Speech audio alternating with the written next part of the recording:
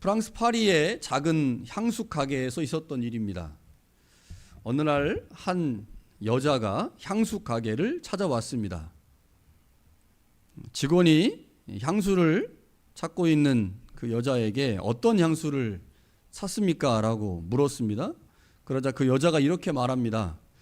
엄마의 향기가 나는 향수를 찾습니다. 엄마가 돌아가신 지 오래되었지만 엄마가 날 안아주실 때 엄마에게서 나는 그 향기가 아직도 그립습니다. 사실 이 여자는 엄마와 함께 했던 추억의 향기가 그것이 그리워서 향수를 통해서라도 엄마의 향기를 느끼고 싶었던 것이 아닌가 싶습니다. 엄마의 기억이 향수를 통해서 이 여자의 마음속에 남아 있었던 것이죠. 사람마다 그 사람이 가지고 있는 독특한 향기가 있습니다. 그것은 다양한 방식으로 표현이 되는데 어떤 경우에는 외형적인 것을 통해서 나타나죠. 예를 들면 말투, 행동, 삶의 스타일 이런 것을 통해서 그 사람만이 가지고 있는 독특한 것을 우리는 느낄 수 있습니다. 그 사람의 향기죠. 심지어 사람의 걸음걸이나 옷을 입는 스타일에서도 독특한 향기를 느낄 수 있습니다. 그래서 저 멀리 얼굴이 안 보이는데 걷는 자세를 보면서 아 누구다 이렇게 이제 추측을 할 수가 있죠. 어떤 경우에는 내적인 것을 통해서 드러나기도 합니다. 그 사람이 가진 성격이나 인품을 통해서 그 사람만이 가진 독특한 향기를 느낄 수 있습니다.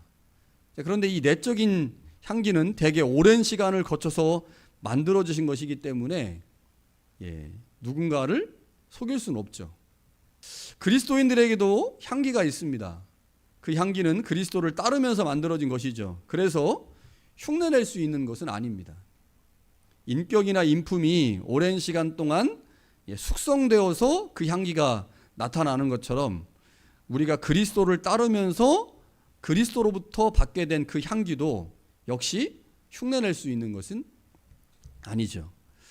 예수 그리스도를 따르고 믿는 우리에게 어떤 그리스도의 향기가 있는지를 생각해 보면서 오늘 말씀 안으로 들어가 보겠습니다.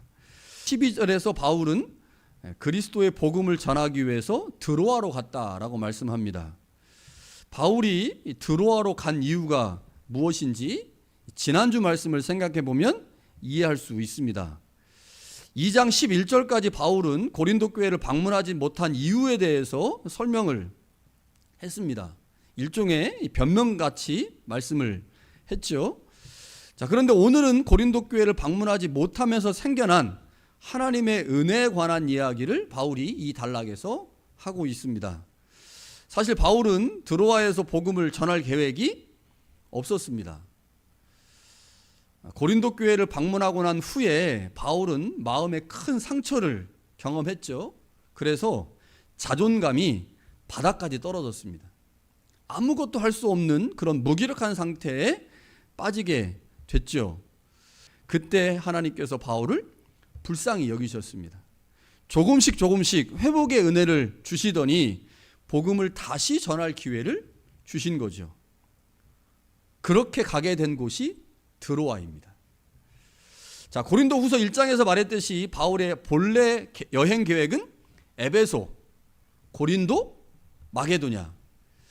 자, 이게 이제 에베소는 아시아 지역이고 이제 지중해를 건너면 이제 고린도가 있죠.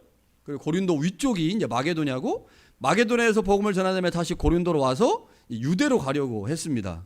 바울은 이 계획을 따라 에베소에서 배를 타고 고린도로 향했습니다. 원래 계획대로라면 고린도 교회를 방문한 후에 바울은 북쪽으로 올라가서 마게도냐 지방을 가야 했습니다. 그러나 바울은 고린도 교회를 방문한 후에 그 교회로부터 큰 아픔을 경험했고 원래 모든 여행 계획을 포기하고 에베소로 돌아왔죠.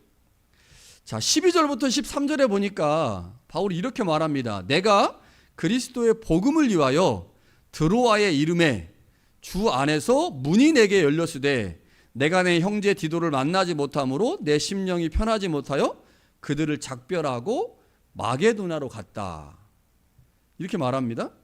자, 바울은 에베소에서 디도를 고린도 교회에 보냈죠. 그러니까 지난주 말씀하셨던 걸 잘 기억을 하셔야 돼요. 자, 에베소에서 고린도로 갔는데 원래는 고린도에서 위쪽으로 올라가려고 그랬어요. 근데 이게 이제 좌절이 됐죠. 그래서 고린도에서 그냥 에베소로 온 겁니다. 에베소로 와서 편지를 하나 썼어요. 그 편지가 눈물의 편지죠. 그 편지를 써서 디도편에 고린도 교회로 보냈습니다. 그런데 바울이 고린도 교회를 갈 때 바울은 배를 타고 갔거든요. 지중해를 이제 배를 타고 가는데 배를 타고 가는 경우도 있고 북쪽으로 해서 육로로 고린도 교회를 가는 경우도 있는데 시간상으로 치면 배를 타고 가는 게 빠르겠죠. 그런데 이제 배는 위험이 따릅니다. 난파가 될 수가 있거든요. 그래서 바울은 이제 급해서 그런지 배를 타고 고린도 교회로 갔지만 디도가 바울이 쓴 이 눈물의 편지를 들고 고린도 교회로 갈 때는 배를 타고 가지 않고 북쪽으로 해서 육로로 갔습니다. 그러니까 육로로 가니까 상당히 시간이 많이 걸리겠죠. 바울이 디도를 고린도 교회에 보내면서 하나 약속을 한 것처럼 보입니다. 드로아에서 만나자. 디도가 위로에서 이렇게 올라가야 되거든요. 이렇게. 굉장히 오랜 시간이 걸리잖아요. 그런데 바울이 디도가 편지를 주고 고린도 교회 문제를 수습한 다음에 다시 육로로 에베소로 올 때 반드시 거쳐야 되는 곳이 드로아입니다. 그런데 이 에베소에서 드로아까지 거리가 50km 정도. 그러니까 우리로 하면 지금 차 타고 하면 1시간 반 정도면 충분히 가겠지만 120km를 걸어가려면 얼마나 이 먼 거리예요? 그래서 이 드로아에서 만나기로 했습니다. 디도는 출발했죠. 드로아를 거쳐서 마게도나를 거쳐서 아가야에 있는 고린도 교회까지 갔어요. 그리고 거기서 이제 뭐 문제를 수습하고 편지를 전해주고 이제 돌아오겠죠. 아마 바울이 대략 얼마 정도 걸릴 거다라고 생각을 했을 겁니다. 그럼 예를 들어서 한 달 정도 걸린다고 생각을 해보세요. 그러면 한 달 정도 있다가 혹은 한 달보다 한 5일 앞서서 이제 본인이 드로아를 가면 되잖아요. 갔다 오는 시간이 한 달이니까 드로아에서 여기까지 오는데 한 5일 걸린다고 치고 그러면 한 25일 정도 지난 후에 바울이 출발하면 되겠죠. 그런데 바울이 그렇게 하지 않은 것 같습니다. 디도가 이제 드로아에 오는 것보다 조금 더 일찍 출발을 했던 것 같아요. 그런데 바울이 왜 드로아에 좀 일찍 출발을 해서 디도를 거기서 만나려고 했는지를 이제 사도행전을 통해서 보면 드로아는 바울에게 매우 특별한 장소입니다. 1차 선교 여행을 바울이 아시아 지역에서 하죠. 그리고 아시아 지역에서 복음을 전했기 때문에 2차 선교 여행을 시작할 때 자신이 세웠던 교회를 다시 돌볼 마음이 있었어요. 한번 복음을 전해서 교회가 세워지면 그 교회가 제대로 사역을 하는지 안 하는지를 한번 돌아봐야 되잖아요. 그래서 바울은 1차 선교여행 끝나고 2차 선교여행 때 1차 선교여행을 했던 지역을 돌보려고 그 지역을 돌아보려고 했는데 드로아에서 환상을 보게 되죠. 마게도냐 사람 한 사람이 환상 중에 나타나서 바울에게 손짓하는 겁니다. 우리에게 와서 복음을 전해 주십시오 라고 했기 때문에 바울이 거기서 환상을 보고 성령의 인도를 따라서 아시아 지역이 아닌 유럽 전도를 결단을 하고 마게도나로 넘어갑니다. 그러니까 바울에게 있어서 이 드로아는 상당히 중요한 지역인데 사도행전에 보면 드로아 지역에서 바울이 얼마 동안 복음을 전했는지 그리고 드로아 지역에 교회가 세워졌는지가 안 나옵니다. 그러니 이제 바울이 드로아에서 고민을 하면서 아시아 전도가 아닌 유럽 전도를 결단하고 마게도나로 넘어갔는데 제 생각에 드로아에서 복음을 효과적으로 전하지 못한 것 같아요. 그래서 복음을 향한 바울의 열정이 드로아로 더 빨리 가게 만든 것이 아닌가라는 생각이 듭니다. 디도를 만나기 위해서 에베소를 떠나 드로아로 조금 일찍 출발을 했습니다. 디도로부터 좋은 소식을 듣기를 소망하면서 드로아로 갔을 것이고 드로아는 바울에게 특별한 장소이기 때문에 디도가 도착하는 시간보다 조금 일찍 도착해서 그곳에서 하나님의 복음을 전해야 되겠다라고 생각을 한 것 같아요. 그래서 바울이 이렇게 표현합니다. 주 안에서 문이 되게 열렸다. 그러니까 수동태로 표현을 해요. 문이 되게 열렸다. 그러니까 바울이 고린도에서 큰 문제가 없이 복음을 전하고 마게도나로 갔고 마게도나에서 다시 고린도로 왔고 고린도에서 에베소로 도착을 했다면 사실 드로아는 갈 수 없는 곳이죠. 본인이 원래 했던 계획대로 잘 진행이 됐다면 드로아는 갈 수 있는 곳이 아니었습니다. 그런데 상황이 어떻게 됐어요? 본인이 원하는 대로 계획이 진행되지 않으면서 차질이 생기면서 가게 된 곳이 드로아인 거죠. 그래서 바울이 이렇게 표현하는 겁니다. 주 안에서 문이 내게 열려졌다. 내가 원래 가려고 했던 곳이 아닌데 하나님이 이렇게 상황을 만드셨다. 그래서 내가 드로아에 가게 됐다. 그런데 드로아에 가게 된 이유가 뭐예요? 디도를 만나기 위해서거든요. 디도를 만나기 위해서 조금 일찍 간 겁니다. 복음을 전하려고. 그런데 디도가 와야 되는데 그래서 5일 정도 일찍 갔어요. 그래가지고 5일 동안 그 지역에 있는 사람들에게 복음을 전하고 그때 만났던 사람 만나서 뭐 교회를 세웠겠죠. 그 5일이 지났습니다. 디도가 와야 되잖아요. 디도가 안 오는 거예요. 그래가지고 마음이 너무너무 불편한 거죠. 고린도 교회가 어떻게 됐는지, 디도가 가서 문제를 해결했는지 안 했는지, 이게 너무 마음이 급해가지고 들어와 있는 사람들하고 작별을 하고 마게도나로 넘어갑니다. 여러분 근데 생각해 보세요. 마게도냐, 원래 바울이 계획했던 대로라면 마게도냐도 갔어야 되죠. 아가야 지역에서 복음 전하고 마게도냐 가고 마게도냐에서 다시 아가야 지로 내려와야 되는데 바울이 큰 상처를 받으면서 마게도냐를 못 갔단 말이에요. 그런데 어떻게 됐어요? 결과적으로 마게도냐도 가게 된 거예요. 마게도냐도. 만약 디도가 계획대로 시간에 맞춰서 드로아까지 왔다면 못 갔겠죠.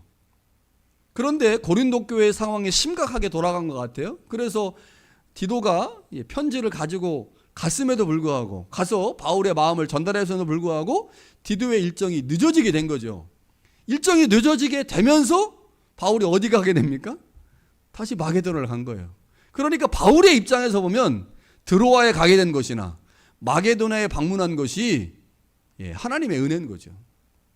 고린도 교회에 문제가 생겨서 전혀 예상하지 않았던 드로아에 가게 됐고, 고린도 교회 상황이 빨리 수습되지 않아서 본인이 원래 가려고 했던 마게도냐를 방문한 겁니다. 이 모든 상황을 바울이 전체적으로 조망하면서 자신의 이러한 모든 사역을 그리스도의 향기를 드러낸 사역이라고 설명합니다. 그리스도 향기를 드러냈다. 자, 우리가 이미 살펴보았지만 바울은 자신이 원하는 대로 사역이 이루어지지 않았습니다. 그런데 결과적으로는 어떻게 됐습니까? 고린도 교회 방문 취소로 예상하지 못했던 드로아에 갈 수 있었고, 그가 늦게 도착함으로 인해 원래 계획했던 마게도냐도 갈 수 있었습니다. 바울은 이 모든 것을 하나님의 인도하심이라고 여겼습니다. 바울은 이 일로 인해서 항상 우리를 그리스도 안에서 이기게 하시고 우리로 말미암아 각처에서 그리스도를 아는 냄새를 나타나게 하시는 하나님께 감사한다라고 고백을 하죠.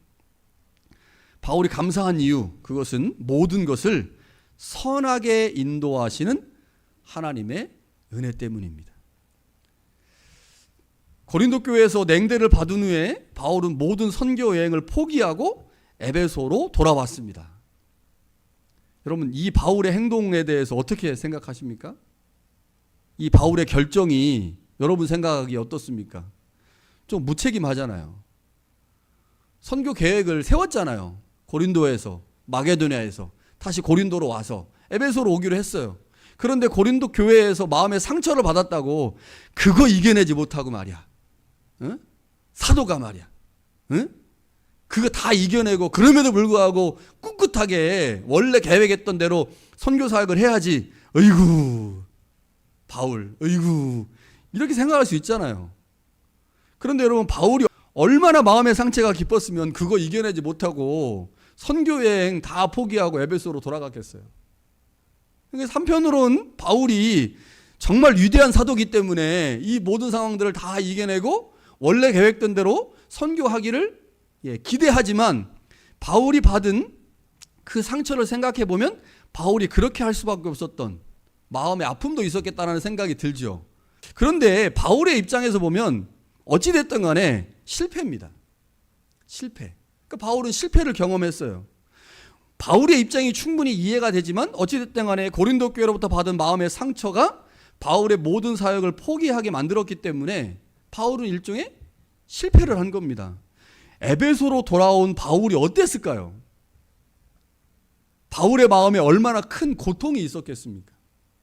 제가 설교 준비하면서 바울이 포기하고 돌아왔는데 바울의 마음에 얼마나 큰 부담이 있었을까? 얼마나 죽고 싶었을까? 우리 표라면. 이런 생각이 들더라고요. 말로 표현할 수 없는 큰 고통에 빠졌을 것입니다. 얼마나 많이 자책했을까요? 그런데 그때 하나님이 바울에게 새로운 길을 열어주신 겁니다. 어찌됐든 간에 바울이 전혀 예상하지 않았던 드로아로 가게 된 거죠. 드로아. 바울에게 이 도시는 큰 의미가 있는 도시입니다. 그렇게 바울이 이 드로아로 갔어요. 드로아로 갔는데 그곳에서 하나님께서 복음을 전할 기회를 주셨고 그곳에 하나님의 놀라운 은혜가 선포된 거죠. 모든 것을 선하게 인도하시는 하나님. 내가 좌절하고 낭망하고 실패한 것 때문에 낙심하고 있을 때 하나님이 전혀 예상하지 못했던 새로운 길을 열어주시고 그곳에서 하나님의 복음을 전하게 하시다니 이게 하나님이시구나. 이렇게 하나님이 나로 하여금 드로아에서 복음을 통하여 그리스도의 향기를 드러내게 하시는구나. 드로아뿐만 아니라 마게도냐에 다시 가게 하셔서 그곳에서 역시 하나님의 복음을 전하게 하시는구나. 이때 바울이 깨달은 게 있습니다. 나의 실패가 그리스도의 복음의 실패가 아니다. 나는 실패할 수 있지만 그래서 내가 큰 상처와 아픔 때문에 선교 여행을 포기하고 다시 에베소로 돌아왔지만 나의 실패가 그리스도의 복음의 실패는 아니구나라는 사실을 바울은 이때 깨달았습니다. 그래서 말합니다. 각 처에서 우리로 하여금 이기게 하시고 승리하게 하시고 그리스도의 복음의 향기를 드러내게 하십니다. 낙심과 좌절 가운데 있는 자신을 회복시키시고 자신을 새로운 곳으로 인도하시고 그곳에서 여전히 그리스도의 복음을 위한 향기가 되게 하신 하나님, 그 하나님의 일하심을 바울은 깊이 경험했습니다. 그래서 그 하나님을 향하여 감사합니다, 찬양합니다 라고 바울이 말한 거죠. 시련과 회복 그리고 계속된 복음 전파의 과정을 겪으면서 바울은 분명하게 깨달은 한 가지 사실이 있습니다. 그것은 복음을 전하는 자에게 역사하시는 하나님의 은혜죠. 어떠한 상황에서도 하나님은 그리스도의 복음이 전해짐으로 승리의 역사를 만들어내시고 그 승리의 역사의 현장에 그리스도인들을 세우시고 그를 통하여 그리스도의 복음의 향기를 드러내게 하신다는 것. 이것을 바울이 깨닫게 됩니다. 우리의 실수가 있고 우리의 악함이 존재하지만 그리스도의 복음을 위해 결국 모든 것을 선하게 인도하시는 하나님의 역사, 그 역사가 바울의 삶의 한가운데서 나타난 거죠. 오늘 본문의 말씀은 그러한 하나님의 일하심을 고백하는 내용들이죠. 여러분, 바울처럼 우리도 그리스도의 향기입니다. 자, 그런데 여기서 우리 한 가지 기억을 해야 돼요. 우리가 어떻게 그리스도의 향기가 될 수 있는가입니다. 어떻게 그리스도의 향기가 될 수 있는가? 자, 고린도전서 15장 45절에 바울이 이런 말을 해요.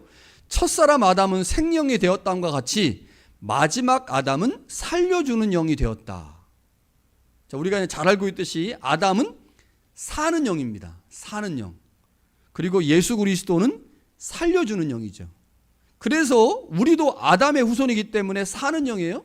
그러나 사는 영은 살려주는 영의 도움이 없으면 살 수 없습니다.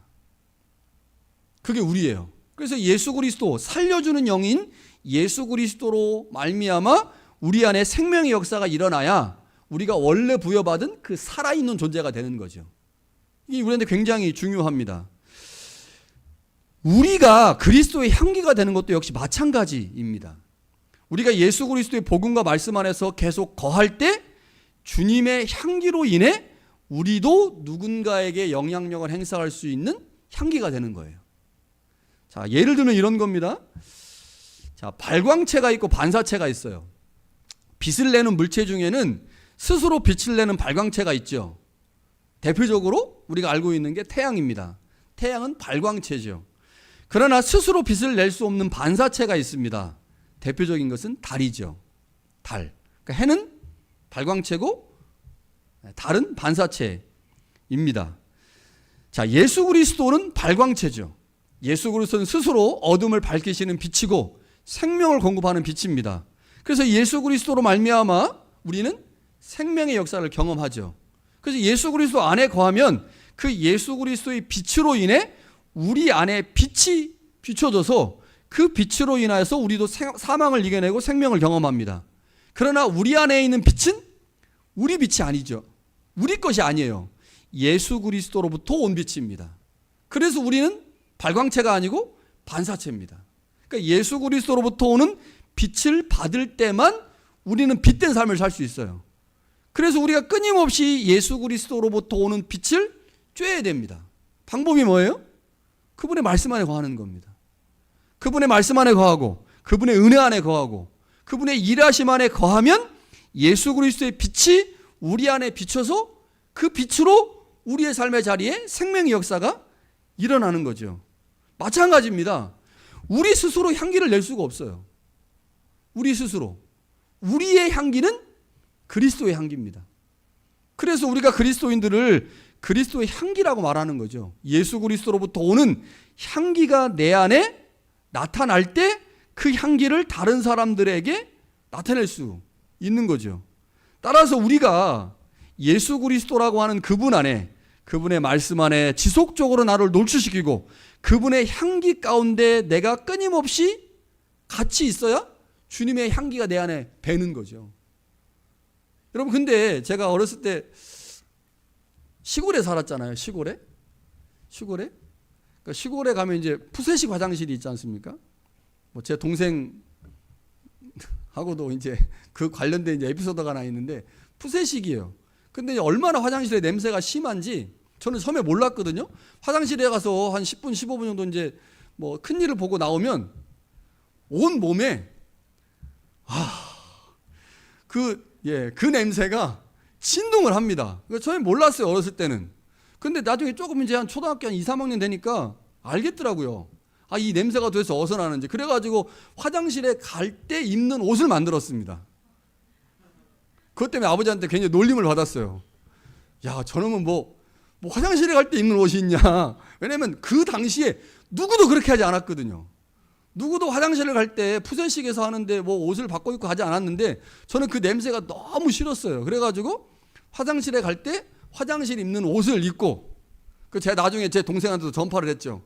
성장아, 화장실에 갈 때는 이 옷을 입어야 된다. 화장실 갔다가 이 옷 안 입으면 나와가지고 막 30분을 냄새가 나는 거예요. 근데 얼마나 다행인지 그 옷을 입지 않고 화장실을 가서 보더라도 냄새가 오래 가진 않잖아요. 뭐 한 20분, 30분 있으면 냄새가 빠집니다. 아무리 좋은 향수를 우리가 몸에다 뿌려도 그거 얼마 못 갑니다. 하루 이상 못 가잖아요. 마찬가지입니다. 우리가 그리스도의 향기라고 할 때 우리가 그 향기를 이제 내뿜어야 되는데 그리스도로부터 온 향기를 받아서 그 향기를 누군가에게 내뿜으면 그것에 영향을 받은 사람이 그도 역시 그리스도 향기가 되는 거죠. 그런데 문제가 뭐냐면 이 향기가 우리에게서 나오는 향기가 아니기 때문에, 우리는 반사체이기 때문에 이 향기를 내가 예수 그리스도와 함께 함으로 그 향기에 영향을 받았어요. 그 향기가 몸에 뱄습니다. 그래서 나가가지고요, 그 향기를 막 뿜는 거예요, 사람들에게. 그러니까 얼마 못 가는 겁니다. 하루, 이틀, 열흘, 한 달 되면 그 향기가 없어져요. 그리고 무슨 냄새가 납니까? 내 몸 안에 있는 악한 냄새가 나는 거죠. 그럼 어떻게 해야 되겠어요? 그리스도의 향기를 드러내려면 예수 그리스도부터 오는 향기를 계속 내 몸에 배이게 해야 됩니다. 그거밖에 없어요.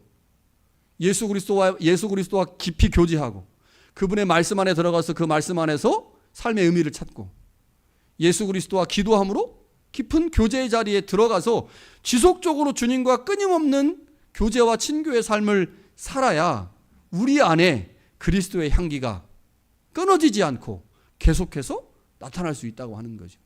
이것이 중요합니다. 예수 그리스도 안에서 주님과 보내는 시간이 많으면 주님의 향기가 우리 안에 많이 배겠죠. 지속적으로 자주 주님과 그 시간들을 보낼 때 우리가 이 땅을 살면서 그리스도의 향기를 온전하게 드러낼 수 있는 겁니다. 그 향기가 오래가지 않기에, 우리는 반사체라 그 향기가 오래가지 않기에 우리가 주님과의 지속적인 만남과 교제를 통해서 주님의 향기를 수시로 주님으로부터 받아야 되는 거지. 우리는 그리스도의 향기입니다. 향기는 공기를 통해 빠르게 퍼지며 공간 전체에 영향을 미치는 특징이 있습니다. 좋은 향기는 환경을 쾌적하게 만들지만 나쁜 냄새는 모두에게 불쾌감을 주죠. 우리가 하나님 앞에서 삶을 살아간다고 하는 것, 그것은 누군가에게 좋은 향기를 뿜어내는 것입니다. 누군가에게 좋은 향기를 뿜어내기 위해서 그 향기의 근원 되시는 예수 그리스도, 그분의 말씀 안에 거하는 것, 그분과 깊이 교제하는 것, 그것이 우리의 인생의 가장 중요한 숙제이죠. 아라리에 많이 오시기 바랍니다. 예. 어떻게 우리가 하나님의 말씀 앞에서 살아갈 수 있는지를 좀 깊이 생각해 보려고 합니다. 그리스도 안에서 주님의 말씀과 성령으로 인해 우리 모두가 그리스도의 거룩한 향기가 되어 우리가 살아가는 각 처에서 생명의 역사를 일으킬 수 있기를 바랍니다. 우리의 선한 행실로 인해 하나님께 영광이 되고 또 우리 안에는 생명의 평안의 역사가 나타날 수 있기를 간절히 축원합니다.